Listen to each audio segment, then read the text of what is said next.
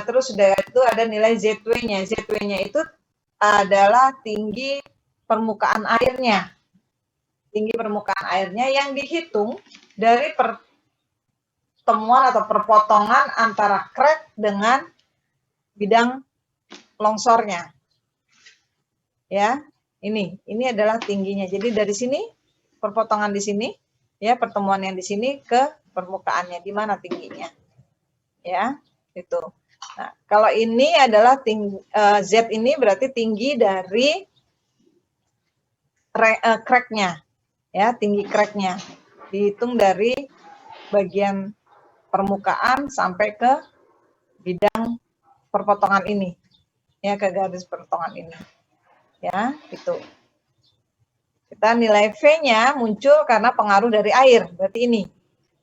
Ya, ini dapat nilai V-nya. Kemudian yang U tadi, itu adalah gaya angkat yang ditimbulkan oleh tekanan air di sepanjang bidang luncur. Ini gaya angkatnya di sini, U-nya. Nah, ini yang di belakang. Yang di depan gimana? Yang di depan ini. Sama sebetulnya. Ya, hanya dia crack-nya ada di depan. Crack-nya ada di depan. Tetap ini sudut-sudutnya yang dimunculkan itu sama, ZW-nya juga sama, Z-nya juga sama. Ya, Z-nya itu dihitung dari permukaan yang paling atas ke pertemuan ini. Itu Z-nya. Kalau yang ini Z-nya kan dari sini ya, dari sini sampai sini. Tapi kalau ini justru lebih panjang karena dia dari ujung sini sampai ke pertemuannya ini. Gitu. Ya, itu untuk mencari faktor keamanannya. Nah, bedanya di mana? Ini, di sini ada. Nah, kalau rekahan tariknya ada di belakang kres lereng, ada di sini, ya, yang ini, kita menghitung A dan U-nya pakai rumus yang ini. Ya, tapi kalau dia ada di belakang, kalau dia ada di pakai rumus ini, ini W-nya, ya, pakai yang ini. Kemudian kalau dia ada di permukaan di depan kita pakai yang ini. Jadi nilainya akan berbeda. Ini kalau kita lihat beda ya. Beda, ini ada kotangan ini. Nah, yang ini diuraikan lagi menjadi ini. Oke. Jadi ini nanti bedanya antara yang permukaan atau yang di belakang. Ini bedanya. ZW itu adalah tinggi kolom air yang mengisi regangan tarik, Z-nya kedalaman regangan tarik, H-nya tinggi lereng. Nah, kalau kemudian di lereng itu ada kegiatan, atau di dekat lereng itu ada kegiatan yang menimbulkan suatu getaran. Ya, misalnya ada, kalau di tambang pasti ada kegiatan peledakan, misalnya ada aktivitas peledakan. Atau misalnya ada bencana, gempa, ya, sehingga itu menimbulkan getaran. Maka persamaannya akan berubah seperti ini. Ya, persamaannya berubah. Di mana bedanya? Bedanya di alfa ini. Ya, kita harus dapatkan berapa percepatan getarannya. Berapa percepatan getarannya. Kalau di peledakan itu ada. Ya, nanti ada hitungan kecepatan peledakannya. Kemudian kalau di gempa mungkin kita harus tahu ke BMKG. Tanya ke sana berapa kecepatan getarannya. Ya, itu. Sehingga nanti ada nilai ini, tambahan alfanya.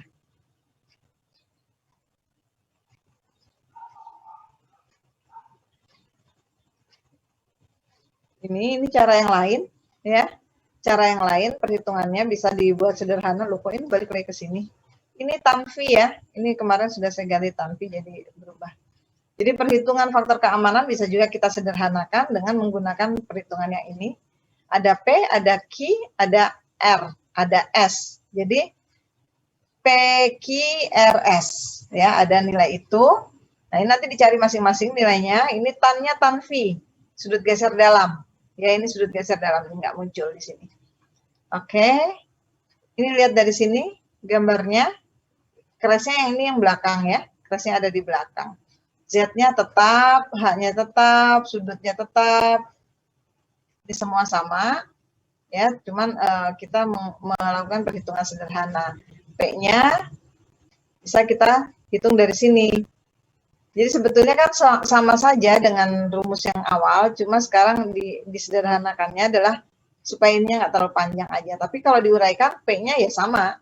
Ya, 1 dikurang Z per H, cosek ini. Z per H-nya itu adalah nilai dari, ini ya. Tuh, terus udah itu Q-nya. Q-nya juga dicari, begitu. Sama.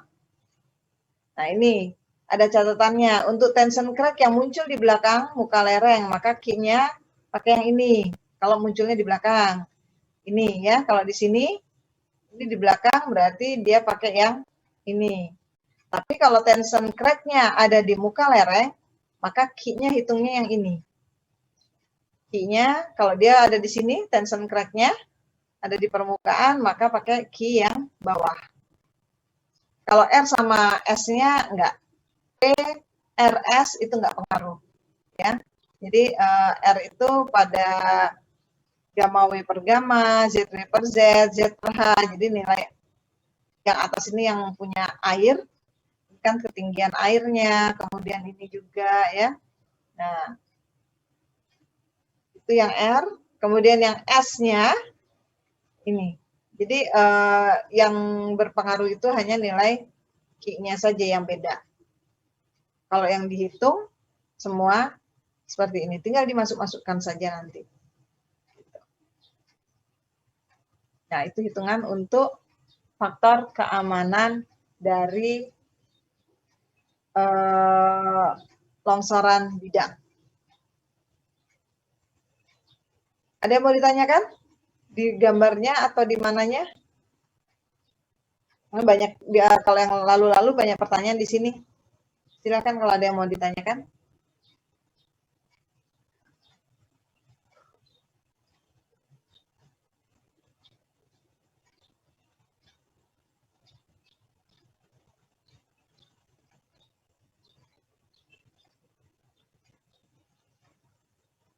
Nggak ada yang ditanyakan? Paham semua berarti ya?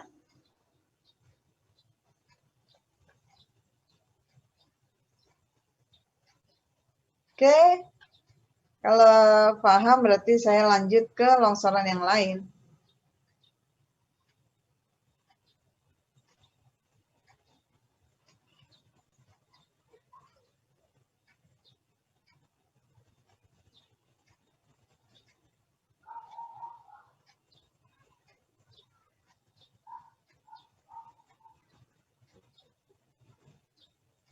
Yang saya kirim malah pada nggak masuk ya. Ari nggak masuk.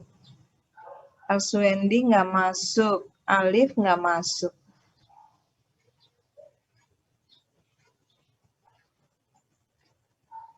Kemudian longsoran yang kedua, itu longsoran Baji. Ya, yang kedua itu adalah longsoran Baji. Longsoran Baji kalau kita lihat, longsoran Baji itu dibentuk oleh dua bidang lemah yang berpotongan. Ya, dibentuk oleh dua bidang lemah.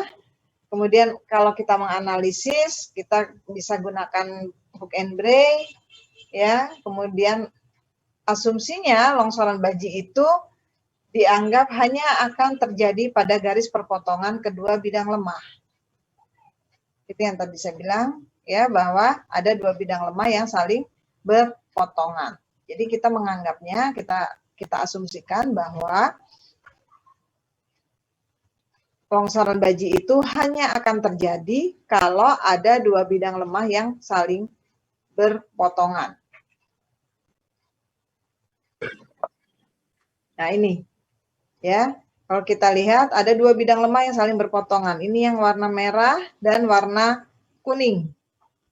Ya. Warna merah dan warna kuning itu memperlihatkan adanya dua bidang lemah yang saling berpotongan. Yang hijau ini adalah sudut kemiringan lerengnya, permukaan lerengnya, sudutnya. Ya, ini yang hijaunya. Nah, kalau ini sudut yang dibentuk dari bidang-bidang lemah. Nah, kalau kita lihat konturnya kan ini ya.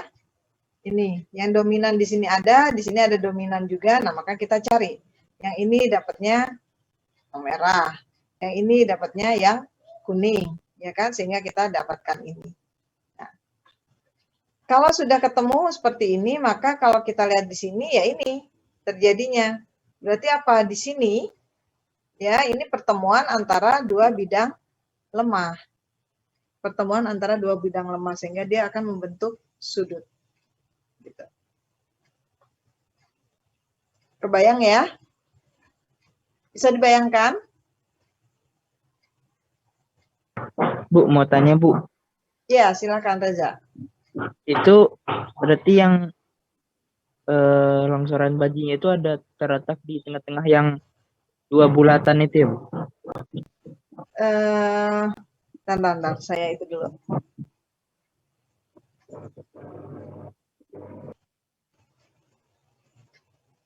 Kalau mau coret-coret nanti ya.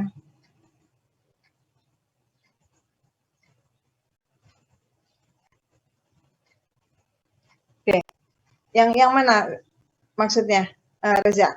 Boleh coret, tunjuk dicoret-coret nggak apa-apa. Tadi longsorannya yang, oh ini kan kalau kita bikin stereonet, ya kan? Kalau kita bikin stereonet kan kita akan mencari ini toh, digeser-geser sampai nanti akhirnya misalnya yang ini kita putar sampai akhirnya nanti dia nemu ini kan, yang merah ini. Terus nanti satu lagi yang ini, kita geser lagi sampai nanti ketemu yang kuning ini, ya enggak? Ya kan, nanti digeser lagi ini. Jadi ini sebetulnya ada di sini, ya. Cuma kertas kalkirnya kita geser aja. Kita geser untuk menunjukkan ada dua bidang yang dominan, ya kan? Konturnya itu kan ada yang dominan, ada yang sama nih, kontur yang sini dengan kontur yang sini. Nah, karena dia punya kontur, ada dua kontur yang dominan, maka dia dapat dua sudut ini, gitu. Nah, ini harusnya dikerjakan supaya paham sih, ya. Kalau ini jadi, kan kalian hanya membayangkan. Kenapa? Jadi itu yang longsorannya itu terjadi di perpotongan yang garisnya itu. Iya, longsoran itu terjadi di sini. Betul, di perpotongan ini. Nah, ini di sini kalau di gambar yang ini, ya, yang 3 dimensinya ini, ya ini di perpotongan ini. Dia akan membentuk longsoran baji. Nah, kalau di alam tidak langsung sebesar ini sebetulnya. Dia itu kecil-kecil, baji-baji kecil ini, tapi nanti kalau sudah banyak yang longsor dari baji-baji kecil ini, hasil akhirnya akan membentuk baji besar ini, longsorannya. Gitu. Tapi sebetulnya dia sudah baji-baji kecil dulu. Baji-baji kecil itu hancur. Nah, setelah totalnya menjadi seperti ini. Yang mungkin langsung seperti ini kayaknya jarang. Ya, yang langsung ngeblok seperti ini besarnya itu jarang. Dia rata-rata kecil-kecil dulu. Jadi kalau misalnya ke lapangan, mana sih yang katanya longsoran baji? Bayangan kita ini longsorannya seperti ini, enggak. Ya, longsorannya enggak sebesar ini. Jadi longsorannya kecil-kecil, tapi hasil akhirnya membentuk baji ini. Gitu. Ya. Oke Bu, makasih Bu. Iya. Bisa ya dibayangkan ya. Nah, longsoran seperti ini banyak terjadi di batuan sedimen. Jadi di tempat kita banyak longsoran yang seperti ini. Kalau tadi longsoran bidang itu banyaknya di batuan-batuan yang agak keras, batuan beku. Nah, kalau di batuan beku rata-rata longsorannya adalah longsoran bidang atau bisa longsoran guling, gitu.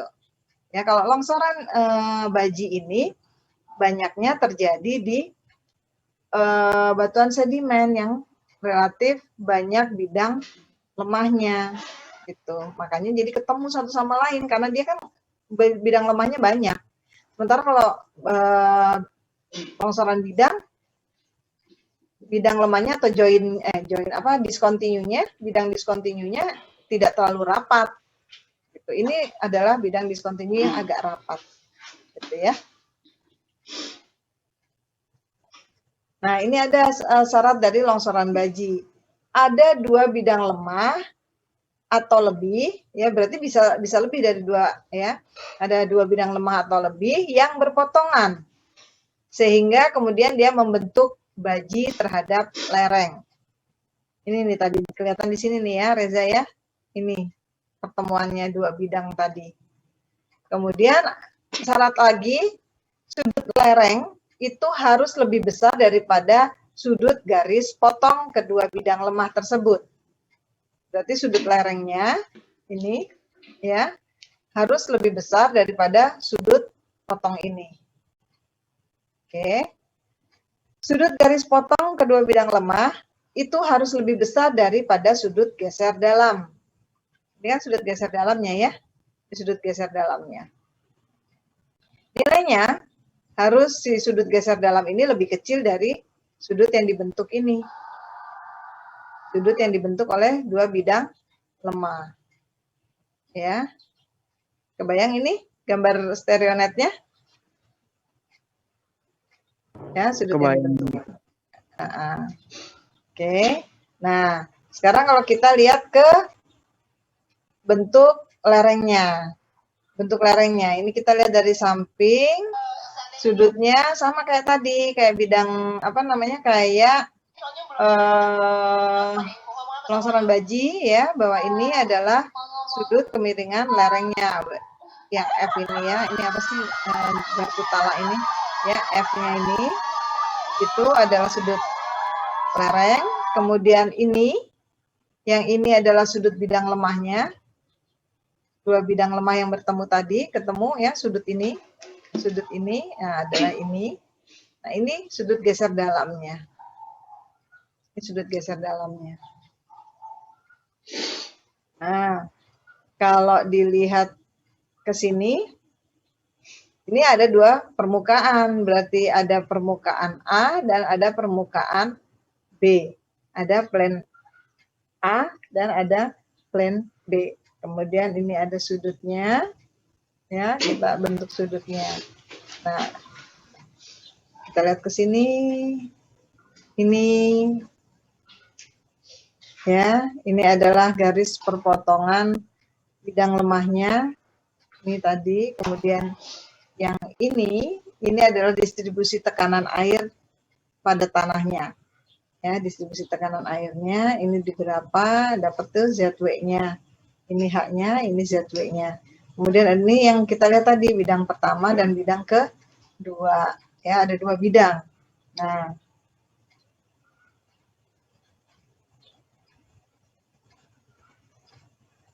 ini untuk longsoran baji. Kalau tahanan bidang gelincir atau permukaan bidang lemah yang berpotongan itu dia hanya tergantung pada friksi saja, tanpa kohesi.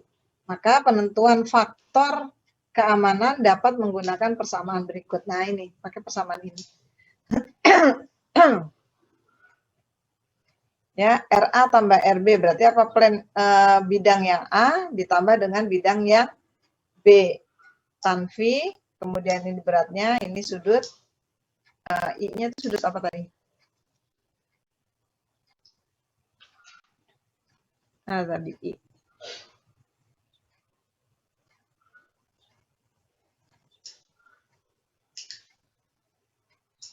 Dia pakai I ya. Nah, kemudian kita cari lagi di mana RA dan RB adalah reaksi ke arah normal bidang A dan B dengan membuat penampang tegak lurus saling berpotongan. Nah, nanti ini bisa dicari. R-nya adalah sin B ini di RB sin B tambah ini. Oke, ini 1, 2 rumusnya. Nah, akan diperoleh RA plus RB sama dengan W sin ini dapat, dan kemudian disubstitusi ya menjadi seperti ini. Nah, sudut ini bisa ditentukan dari stereonetnya. gitu ya. Sudut ini bisa ditentukan dari stereonet, dari sini, dari ini, ya. Nah ini kan ada sudutnya nih. Jadi semua ini akan di sini ketemu ini ada sudut, ketemu di sini ada sudut, ya kan? Kemudian ini adalah sudut V-nya kalau ini, ya. Nah ini. Nanti di geologi di kulap mungkin akan kayak gini lagi. Nah pada saat kayak gini kalian harus betul-betul ya yang baji. Karena kan kita di sini rata-rata baji, jadi kalian harus tahu nih dapat sudut WI-nya dari mana gitu ya. Ini WF-nya ini kan apa namanya, ini sudut punya si permukaan lereng. Oke, dapat itu udah, tinggal dihitung aja ya, tinggal dihitung. Ini nih cara ngitungnya A, B, C ya, pakai hook and bray.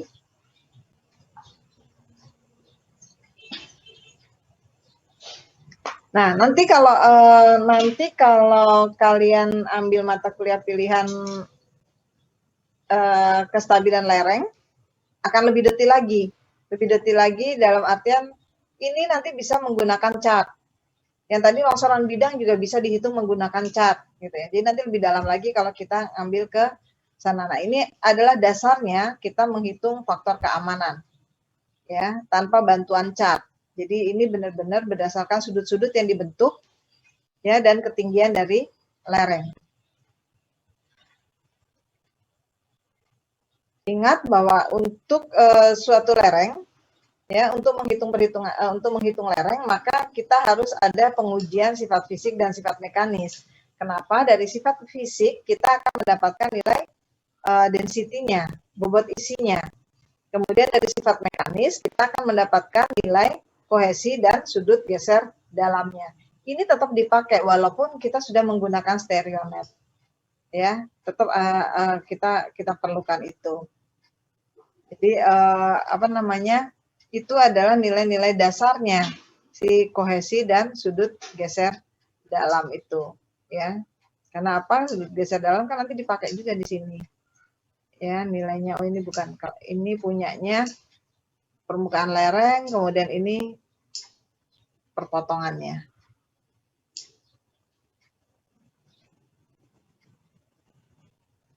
Ini tadi analisis longsoran baji yang ada kohesi, geser, dan tekanan airnya.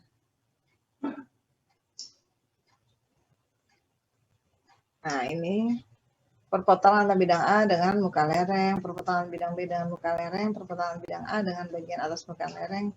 Ini bagian-bagian yang dari gambar tadi, menerangkan yang ini. Ya. 1 sampai 5 ini diterangkan di sini. Nah, ini tadi yang kita pakai faktor kohesi dan bobot isi tadi. Ya, maka F-nya ini ada kohesi di sini, kemudian ada sudut geser dalamnya, kemudian ada bobot isinya, ya, bobot isinya. Ini cara untuk menghitung, apa namanya, menghitung faktor keamanan dari longsoran baji. Jadi yang pertama kali ya kita harus tentukan dulu jenis longsorannya. Jadi data-data strike deep itu betul-betul diperlukan. Dari data-data strike deep kemudian kita masukkan ke dalam stereonet, ya, kemudian kita bikin konturnya. Setelah itu kita cari nilai sudut dari bidang longsornya, ya, sudut bidang longsornya itu di berapa. Kalau udah ketemu itu, kemudian kita punya data C dan data sudut geser dalam dari hasil uji di lab, kemudian baru kita bisa menghitung. Ini ada nilai X, Y, A, dan B kalau lihat dari sini. X-nya nanti ada, cari, Y-nya ini ada, nilai A-nya ada, nilai B-nya juga ada, dicari di sini.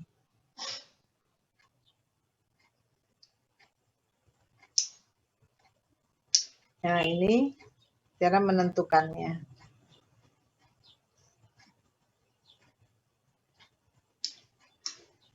Nah, ini nilai NA ini sama NB ini juga ada nanti cara menentukannya. Tapi ini harus dicoba dulu. Kalian harus coba menghitung, memasukkannya, baru nanti kita tahu bagian-bagiannya. Ya, ini kan tadi mana satu? Ini satu. Berarti plan 1, ini plan 2, kemudian ini 3 dengan sudut geser dalamnya, kemudian ini 4. Nah, itu yang baji agak sedikit rumit karena dia ada 2 bidang yang berpotongan. Oke, itu yang baji. Ada yang mau ditanyakan? Harus dibayangkan dulu ya. Harus dibayangkan dulu ini. Kalau nggak dibayangkan bingung mau nanya yang mana, bagian mana, karena kita belum coba. Ya, tapi nanti silakan kalau kalian mau coba-coba, dan ada yang mau ditanyakan nggak apa-apa.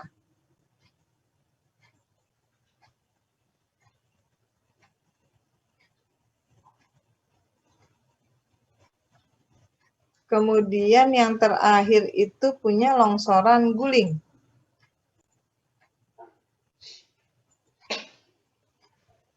Longsoran guling. Paling enak longsoran guling. Kenapa? Kelihatan, nggak perlu pakai stereonetan. Udah kita baru ngelihat aja bentuknya udah tahu, oh itu longsoran guling. Ya. Jadi longsoran guling itu terjadinya pada batuan yang keras. Ya, dia batuannya keras, kemudian lerengnya juga cukup terjal. Nah, bidang lemahnya itu arahnya berlawanan dengan arah kemiringan lereng. Ya. Bidang lemahnya sendiri punya sudut kemiringannya juga hampir tegak gitu. Ya. Jadi si lerengnya itu tegak, kemudian bidang lemahnya juga punya sudut juga hampir tegak. Tapi dia berlawanan arah dengan permukaan, dengan sudut permukaannya. Ya, jadi kelihatan ya dia. Nah, longsoran ini bisa saja berbentuk blok. Bisa saja berbentuk blok atau dia bertingkat. Jadi patah-patah gitu ya. Nah, kondisi untuk menggelincir atau meluncur ditentukan oleh adanya sudut geser dalam dan juga bidang kemiringan luncurnya. Kemudian juga dipengaruhi juga oleh tinggi baloknya. Ada yang utuh, ada yang potong-potong, ya, tinggi balok. Kemudian lebar balok. Nah, itu juga harus kita tahu karena itu nanti untuk menghitung balok kita. Nah, ini ya, jadi dia permukaannya sudut lerengnya hampir tegak, kemudian si ini berlawanan arah dari sudut lereng, sudut permukaan lerengnya ya, ini dia berlawanan arah. Kalau kita lihat ke gambarnya begini, nah, ini ada satu di sini. Kalau tadi bidang, si kontur ini kan ada di sini, sehingga nilai nilai bidang longsornya ya, nilai bidang longsornya menjadi di sejajar dengan permukaan lereng. Nah, kalau ini kebalikannya gitu. Ya, bisa dikebayangkan dari stereonetnya ya. Dari stereonetnya kita bisa bayangkan.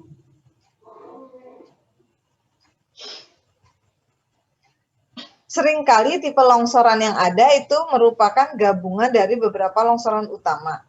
Sehingga seakan-akan membentuk suatu tipe longsoran yang beraturan, traveling fault, atau seringkali disebut sebagai tipe longsoran kompleks. Nah, ini yang tadi dibilang dia membentuk blok-blok, ada yang utuh, bloknya panjang, ada yang potong-potong. Nah, longsoran guling itu akan terjadi pada suatu lereng batuan yang arah kemiringannya berlawanan dengan arah bidang lemahnya. Tadi sudah. Nah, kalau nilai sudut alfanya lebih besar dari sudut geser dalam, kemudian ada juga nilai jumlah dari X per Y-nya pada balok yang N atau blok yang N, itu nilainya harus kurang dari tan V-nya. Nah, maka kalau kondisinya seperti itu, balok itu akan meluncur, kemudian dia akan mengguling, ya, menggelinding. Nah, tapi kalau kebalikannya, si alfanya ini lebih kecil dari sudut geser dalam, maka yang terjadi si balok akan langsung menggelinding, langsung mengguling. Ya, ini meluncur dulu, merosot dulu, setelah itu baru mengguling. Kalau yang ini langsung mengguling, bedanya di sini.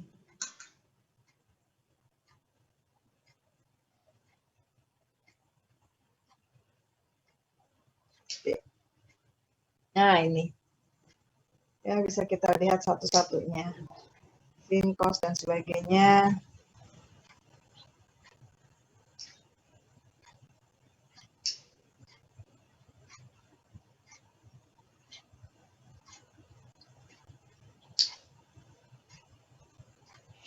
Nah, ini pernyataannya sama dengan yang di depan tadi.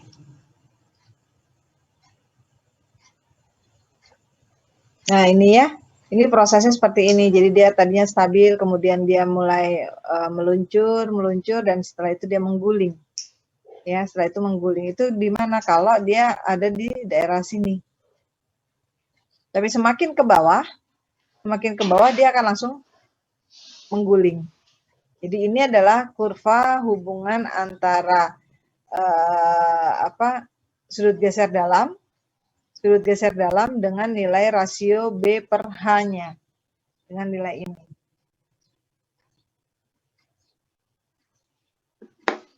Kalau dilihat dari bentuk dan proses menggulingnya, maka longsoran guling itu akan dibagi 3. Ada longsoran guling yang mengalami lenturan, ada longsoran guling yang bentuknya berupa balok-balok, ya, yang kita namakan blok toppling.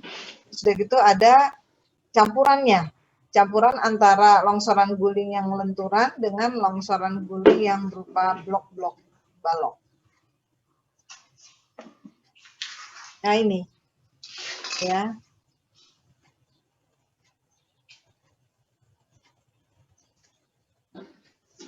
Ini, ya, dia ini patahnya setelah melewati masa lenturannya, dia sudah mau masuk ke plastisnya, ya. Ini seperti ini, patah di sini, dia baru jatuh. Nah, kalau yang ini blok toppling yang nomor 2, ya, jadi dia berdasarkan blok-blok ini. Ini kan enak sekali kan kalau dilihat di lapangan, sudah jelas, ya. Kalau yang ini itu gambaran dari dua longsoran di atas campurannya. Jadi ada yang kecil-kecil seperti ini, ada yang flexural, ada yang model bloknya, gitu. Nah, asumsi yang diambil bahwa longsoran guling itu terjadi, dia punya sekian banyak balok. Gitu. Jadi terdiri dari beberapa blok, ya, atau balok-balok. Nah, itu jumlahnya adalah N. Nah, bentuknya itu teratur. Kita hitung per slice-nya, per potongan baloknya itu adalah nilai lebarnya, ini delta X-nya, dan tingginya.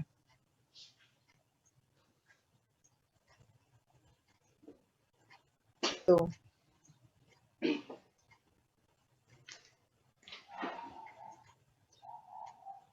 Nah, ini banyak, ya. Banyak sekali catatannya kalau untuk yang toppling, untuk toppling, ya. Nah, perhitungannya dimulai dari tu-nya, terus menuju ke atas. Sudut kemiringan lerengnya adalah theta dan kemiringan muka atas lereng adalah theta U, sedangkan dari bidang-bidang lemah adalah 90 min alfa, maka potongan undak-undakan yang terjadi akibat longsor itu akan bentuknya teratur dan juga punya bidang kemiringan beta. Konstanta A1, A2, dan B itu bisa aja kita hitung di sini. Ya, kita masukkan di sini. Nah, kemudian tinggi blok ke N, YN-nya dihitung dengan persamaan ini. Tinggi YN-nya N dikalikan dengan A1 min B. Ini kalau crash-nya ada di bawah, ya, retakannya ada di bawah. Nah, kalau yang retakannya ada di atas pakai yang ini.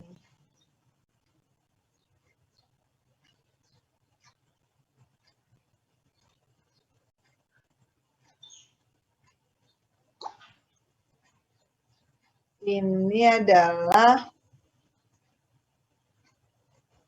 per bloknya, ya, bisa dilihat dari per bloknya kalian ini, bagian-bagiannya. Ini PN-1, ya, ini cara menghitungnya. Kalau dari beberapa blok ini. Gitu. Nah, ini yang mengalami sliding, ya, mengalami sliding, ini pakainya. Terus itu yang ini mengalami gulingan, ini seperti ini pakainya, gitu. Ya, kalau ini karena ada gayanya yang ini, yang mungkin muncul bagian-bagian dari slice ini kalau dikeluarkan, ya, seperti ini. Oke, oh masih ada. Gaya yang bekerja di dasar blok ke N adalah Rn dan Sn. Nah, kemudian gaya yang bekerja, ya, dengan bekerja di sekitar dinding bloknya itu adalah Pn, Qn, dan Pn-1 dan Qn-1. Konstanta Mn, Ln, dan Kn terdapat pada gambar tersebut dihitung sebagai ini. Nah, ini tinggal masukkan rumusnya aja. Ya. Ada Kn sama dengan 0 kalau retakannya di di atas, di bagian tadi belakang, ya, di bagian belakang dari kemiringan lereng. Ini tinggal cari rumusnya. Ini tinggal dibaca. Tidak sih, cuman itu aja ya yang bisa dihitung pada beberapa longsoran, 3 longsoran ini. Ya, jadi nggak sama, beda sama kita yang di tanah. Waktu kita tanah kan hanya satu aja sudah, busur aja udah, rumusnya masukin, ya kan, ada C-nya, ada tegangannya, kemudian ada kohesinya, ada bobot isinya atau density-nya, gitu ya, tinggal masukin itu. Tapi kalau untuk yang batuan, kita harus tahu dulu, harus tentukan dulu jenis longsorannya apa, baru nanti kita pakai rumus perhitungan dari jenis longsoran yang ada, gitu.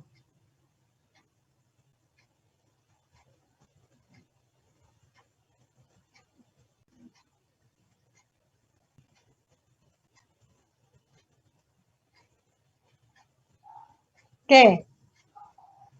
Ada yang mau ditanyakan sampai sini?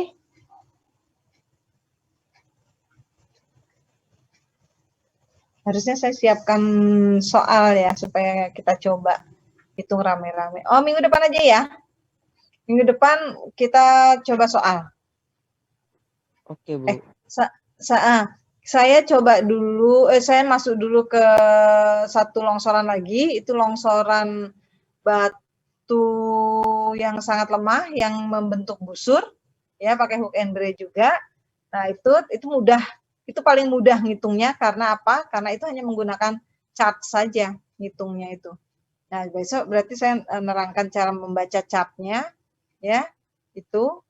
Nah, setelah itu nanti kita coba menghitung salah satu longsoran, misalnya longsoran bidang kah, longsoran guling, atau longsoran baji, supaya kebayang sama kita. Nah, jadi minggu depan jangan lupa sediakan kalkulatornya, ya, kemudian sediakan, ya, kalau penggaris itu mah nanti kita asumsi aja lebarnya sekian, tingginya sekian, gitu ya. Jadi yang paling enggak siapkan itu. Kemudian penggaris dan busur, ya, jadi kita tahu sudut-sudutnya berapa. Oke? Karena kalau misalnya bidang kemudian saya bilang crash-nya itu ada 3 meter di belakang permukaan. Nah, berarti kan kalian harus cari berapa nilai Z-nya. Ya kan? Berarti harus ada penggarisnya. Berapa nilai Z-nya. Kalau udah nanti berapa sudutnya kan? Nah, itu berarti harus ada busurnya. Jadi besok siapkan alatnya itu, ya. Oke, sampai sini. 29.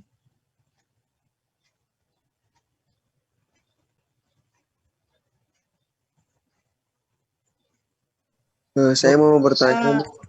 Ya, silakan, Kasbila. Ini Bu, kan kalau di lapangannya Bu, itu kan kalau misalnya kayak batuannya nih lagi longsor, itu kondisinya kita mengetahui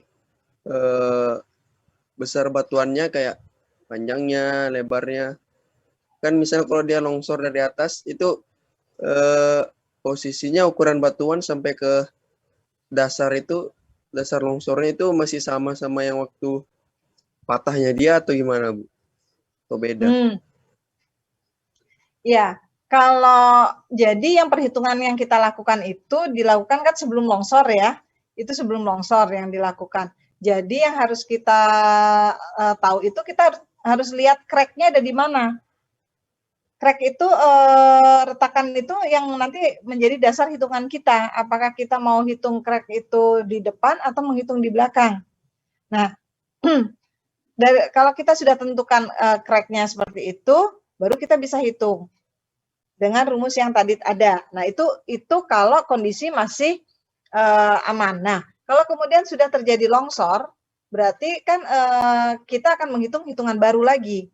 Hitungan barunya berarti Kasbila harus hitung sudutnya lereng lagi, karena pasti sudut lereng sudah berubah. Sudut lereng sudah berubah. Kemudian tinggi lereng juga sudah berubah. Lihat lagi, crack-nya ada di mana. Nah, itu yang harus dicari lagi, gitu. Ya.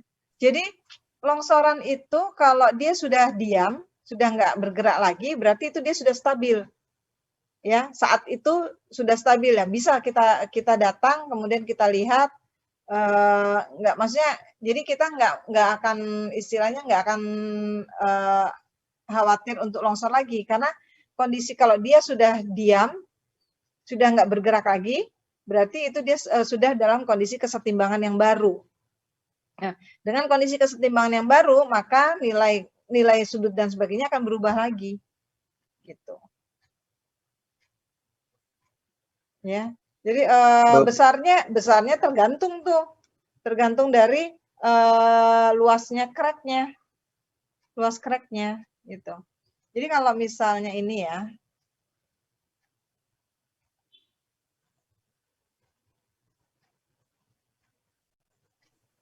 Berarti kita harus punya data yang sebelum longsor, Bu, berarti ya? Iya. Harus punya data yang sebelum longsor.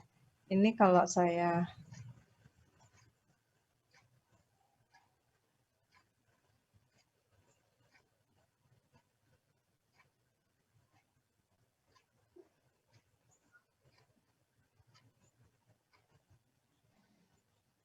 kok kegerak.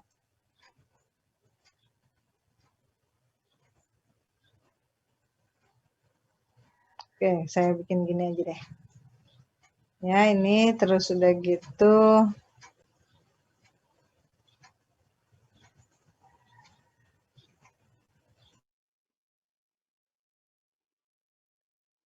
Ini misalnya awalnya.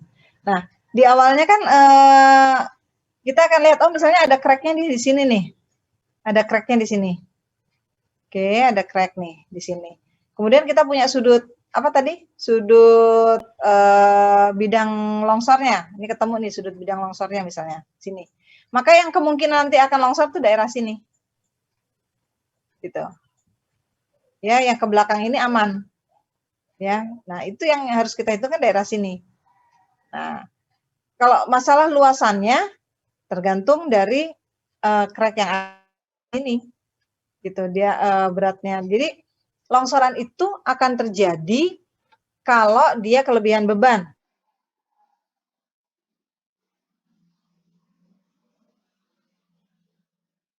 Mengenai besarnya adalah sampai di mana dia punya kesetimbangan baru, gitu. Tapi betul bahwa kita harus punya data di awal.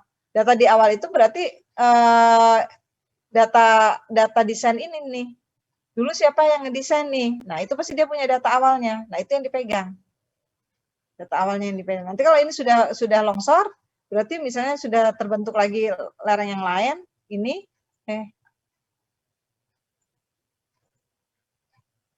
terbentuk lagi lereng baru, misalnya ini lebih rendah, ya, terus ini kan turun nih. Nah, ini terbentuk lagi lereng yang baru seperti ini.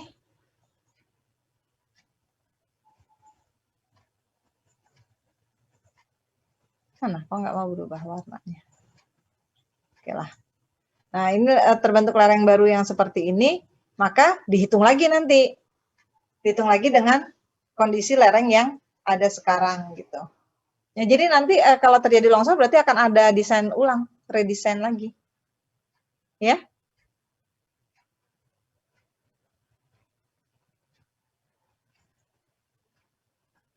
Oke. Oke, Bu. Ya. Yang lain ada?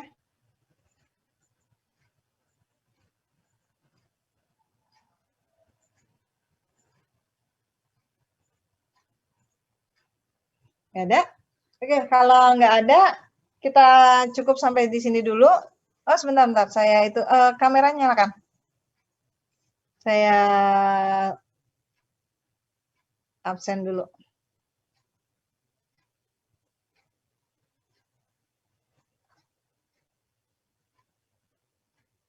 Oke, mana kameranya? Ayo cepat dinyalakan. Ayo dinyalakan. Ya, masih itu Raja, Depari, Salizan, Sokia, Virgita belum dinyalakan.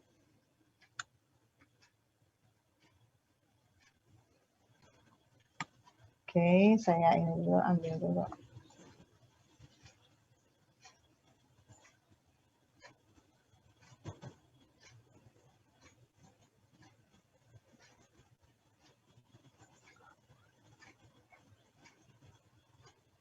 Satu lagi.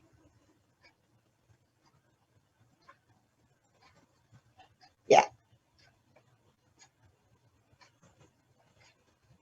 Oke, sampai ketemu minggu depan ya.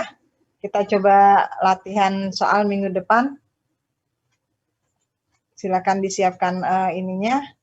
Sampai di sini dulu. Assalamualaikum warahmatullahi wabarakatuh. Selamat pagi. Assalamualaikum warahmatullahi wabarakatuh. Terima kasih ya, Bu. Pagi, Bu. Ya, sama-sama. Oke, saya matikan ya. Baik, Bu. Ya. Bu.